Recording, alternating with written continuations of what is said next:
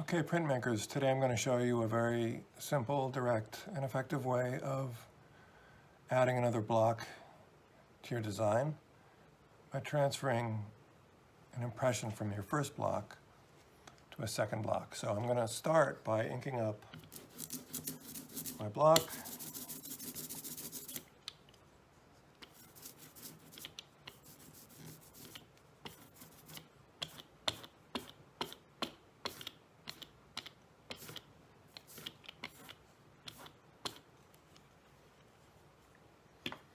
And without too much fuss, I'm just going to take a quick impression.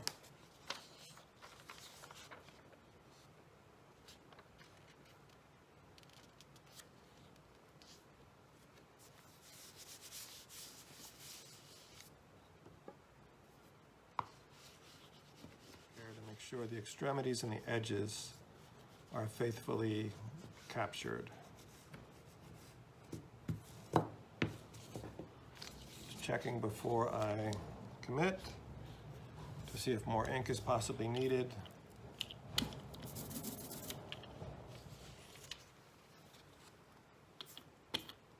And making additions where I deem them to be necessary.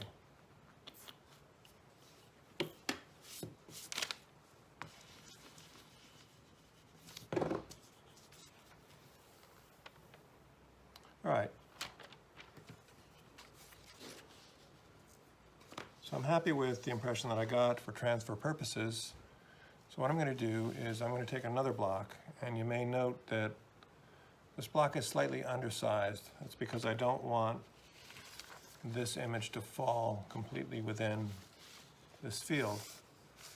I want to practice a little juxtaposition. So I'm going to estimate the amount of overlap that I want to achieve here, and I'm going to place my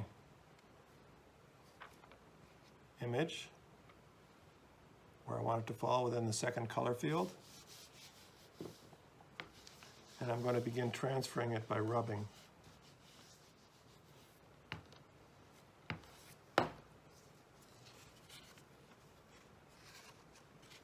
Okay, so that's effectively where the two will overlap. And now I will begin to make decisions as to where to cut based on my transfer.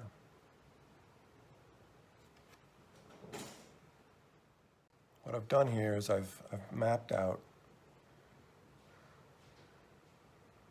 the areas that I want to cut out and the areas that I want to remain in the color field. Those areas are single hatched. So now I can begin to cut with confidence and waste out the unwanted areas.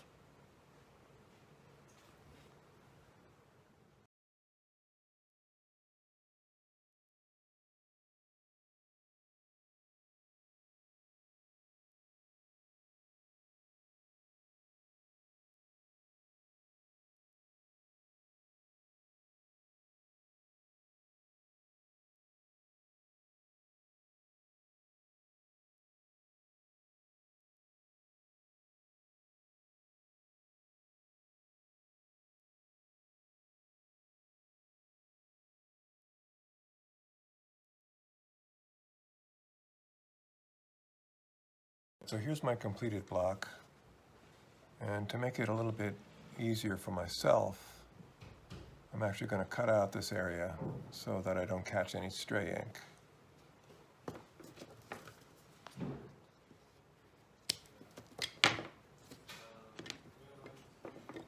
And I'm going to make sure these other areas are well relieved for the same reason.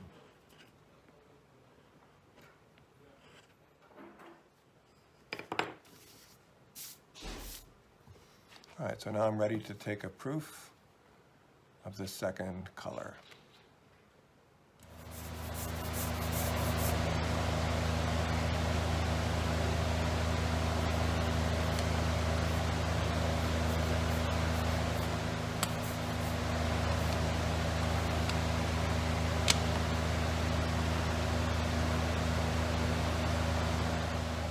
I'm ready to print, but I'm also going to take this opportunity to give a little attention to these unintentionally inked areas and clean a couple of them out. Let's see what we get.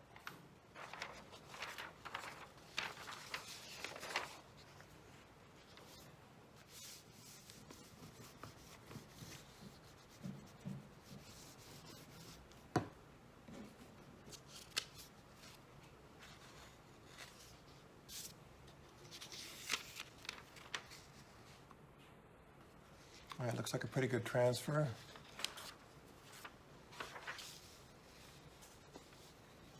So now I'm ready for my second block. So now the question arises of how to register the first block to the second one. And what I've done here is I've made a paper cutout of the first block so I can see more or less where I want the bird to fall within the background. So I'm going to kind of wing it on this project, but I can see that I want the tip of the tail to be centered in this relieved area, and I want the feet to fall at about this height from the bottom. So let's see how I do.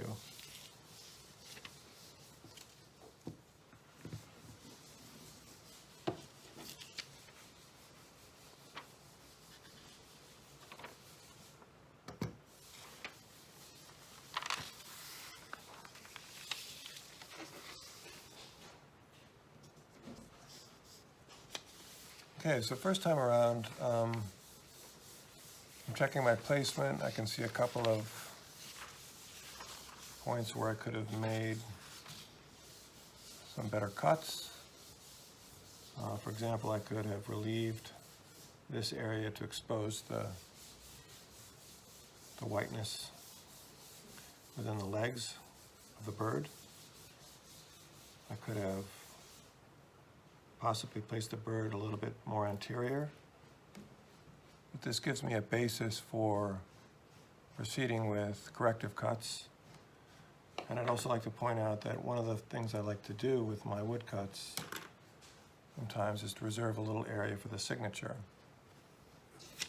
So if I were editioning this, I would use this little portion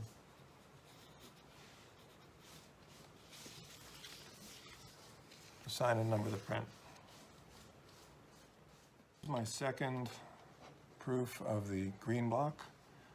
I've made some new cuts to accommodate the bird, and I'm going to place it according to my understanding of where it belongs and see what I get. Here we go.